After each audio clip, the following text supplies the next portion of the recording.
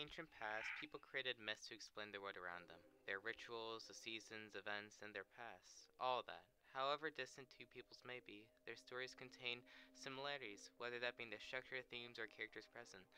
These similarities are known as archetypes, and they can be found within every story. Through analysis of these archetypes and the differences between these myths, one can gauge the outside influences acting upon the people a story is derived from, and may help explain how a particular society functioned and operated. Of the many archetypes, I will be discussing the twin archetype. Specifically, I will be covering three rather famous ones: the story of Romulus and Remus, Cain and Abel, and Osiris and Set. Hello, my name is Sam, and I will be showcasing twin myths. So the first myth I will be discussing is Romulus and Remus. And to understand that myth, you have to dig into the heritage of Romulus and Remus. Alright. So to start off, we have to look to Ascanius, the son of Aeneas. He founded a city called Alba Longa.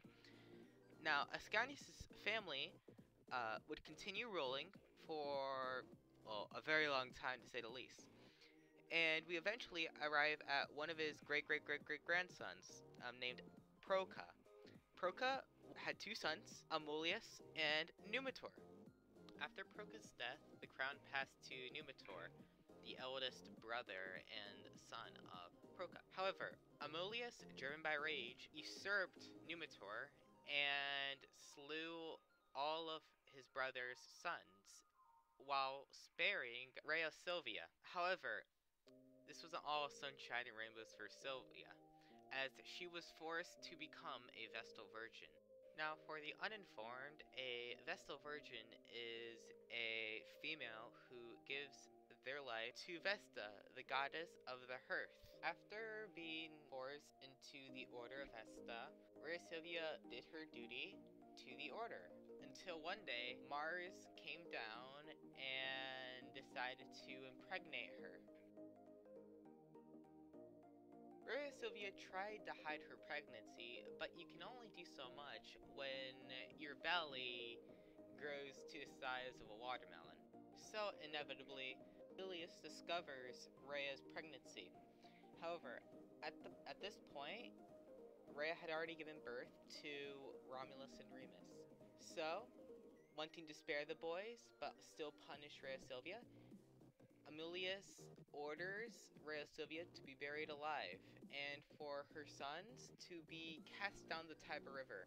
However, as the boys float down the Tiber River, they are saved by a she-wolf. The she-wolf nurtures the boys until they are eventually discovered by a shepherd, Faustulus, who takes pity on the boys and takes them back to his house, where he then hands them over to his wife, Laurentia.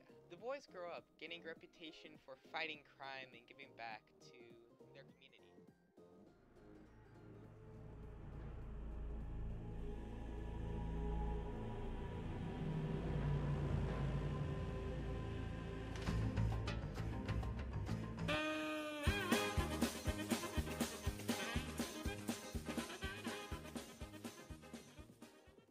However, eventually, Remus gets into an argument with a herdsman.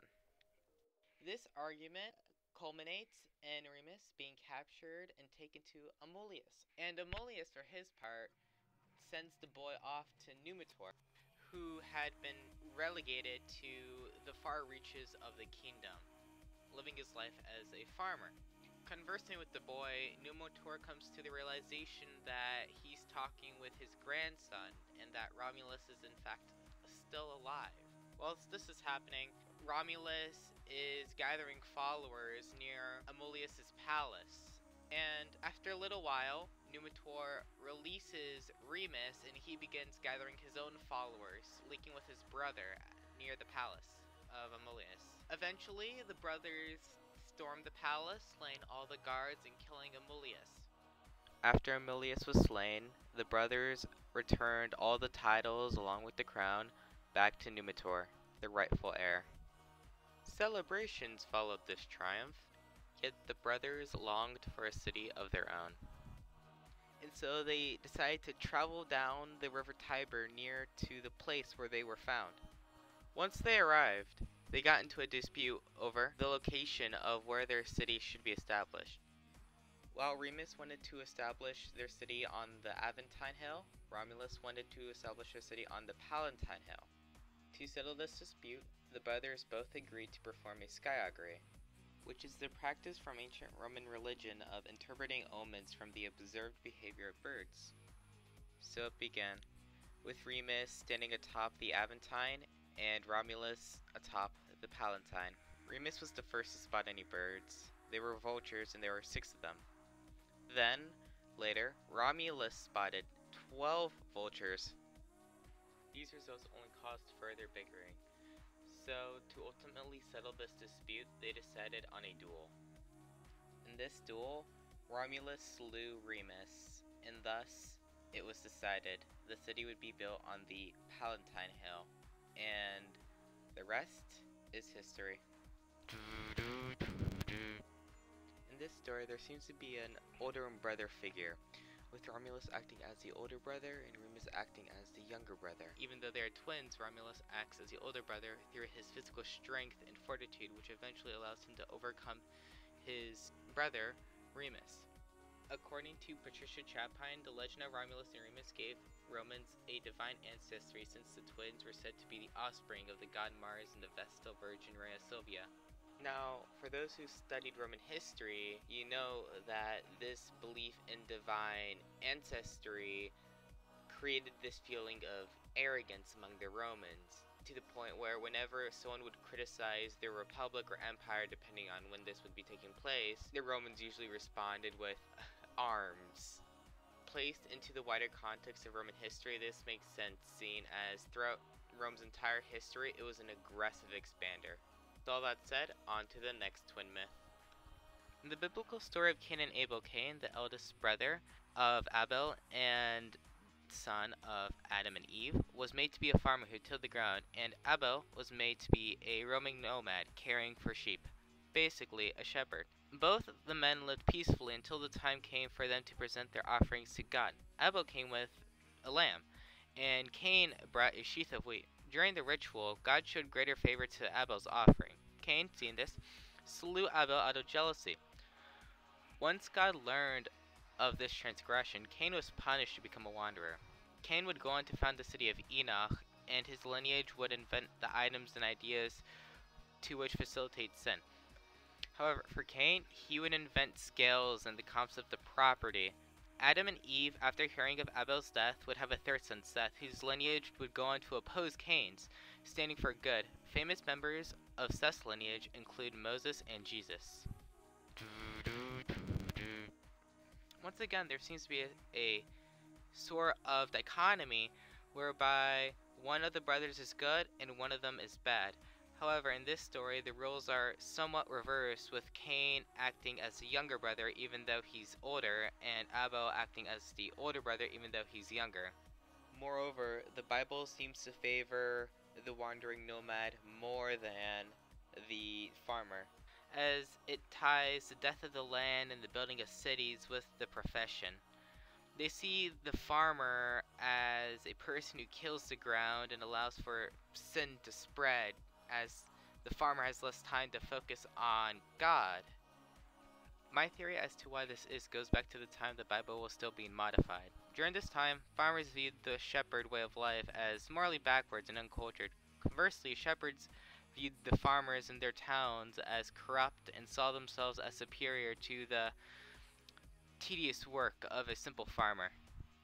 The preference for a nomad over a farmer reflects the kind of people who are writing the Bible, those people being the people who condemn the worldliness of citygoers and the farmers, who lacked the freedom that the shepherds had. Michael Herzfeld summarizes how these individuals writing the Bible felt towards farming. Within the confines of civilization, men can lose their sense of boldness, toughness, adventure, and risk-taking. The fruits of civilization can be sweet, but only if they don't come at the price of enervating vice and at the expense of one's essential masculinity. Alright, now with that quote, on to the next myth. In the twin mythology of Egypt, Osiris was a just and benevolent ruler, teaching the people of Egypt how to farm and passing new laws. These actions earned him much praise from the people. However, he had a brother, Set, who was jealous of his brother's power and praise. Driven by jealousy, Set conjured up a plan to kill his brother, which involved taking his brother's measurements and ordering a craftsman to construct a chest to perfectly match those dimensions. Once this was complete, Set got the chest and set up a party, inviting all of his and his brother's friends. The men enjoyed a lavish feast with games and all. However, towards the end, Set proposed a new game. Whoever could fit inside the chest could keep it. One by one, the men attempted to fit, but none could. Towards the end, however, with the encouragement from his friends, Osiris laid inside the chest. It was then promptly shut and sealed by Set and his friends. Then the chest was taken to the Nile, where it was dumped with the knowledge that Osiris would drown. Once Isis discovered this, she searched endlessly along the Nile. After finding Osiris, Isis hid his body and went to fetch one of her friends so they could perform the proper burial ritual. This plan backfired when Set discovered Osiris's body, and in retaliation sliced it up and scattered the pieces all over Egypt. Once again, Isis began to search. However, this time she enlisted the help of some of her other Egyptian friends, Anubis, Thoth, and Nephis. After they found and placed all the amputated parts of Osiris back together, resurrecting him, he informed the group that he could no longer remain in this worldly plane, having become the ruler of the underworld. However, before Osiris left, he implanted a seed in Isis while informing her of the boy that would be born as a result, Horus. After being born, in order for him to grow up, he was hidden from Set out of fear of further retaliation. After Horus grew up, he came out of hiding and challenged Set's rule. In the ensuing conflict, Horus and Set would ultimately face off in multiple battles. Ultimately, the gods would permit Horus to usurp Set and claim his rightful title as King of Egypt. Unlike in the previous two myths, in the story of Osiris and Set, Osiris, the older brother, actually is the wiser, more diligent ruler, reflecting wisdom and benignity, whereas Set reflects the ease at which the youth are prone to extreme emotions and the volatility of that period in someone's life. However, this is not obviously relegated to just the youth. People, throughout their entire lives can be prone to this sort of volatility of emotions. Another point I found interesting was how, unlike the other myths, during the battles between Horus and Set, order seems to be more apparent, with the gods acting as judges as to whether Horus should usurp Set. I believe this reflects the degree to which Egyptians held what they believed to be justice and fairness, and law in general.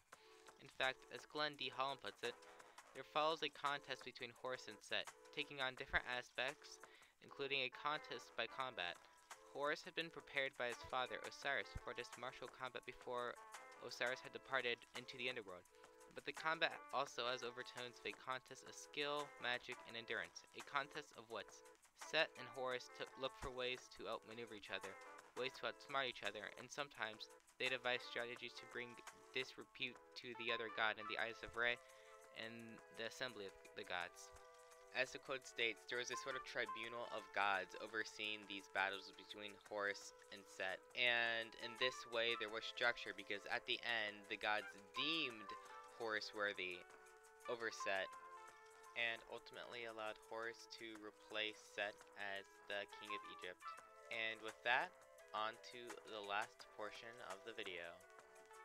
To summarize, the dichotomy between young and old, good and bad, weak and strong seems to be quite prevalent in all these myths, as seen in Romulus and Remus, with Romulus overpowering his twin brother Remus, as seen in the story of Cain and Abel, with Cain representing ultimate evil, and Abel and later Seth representing ultimate good, and in the story of Osiris and Set, with Osiris representing fairness and overall representing the qualities of a good ruler, while Set represents the youth, the jealousy, and the spontaneousness that derives itself from it.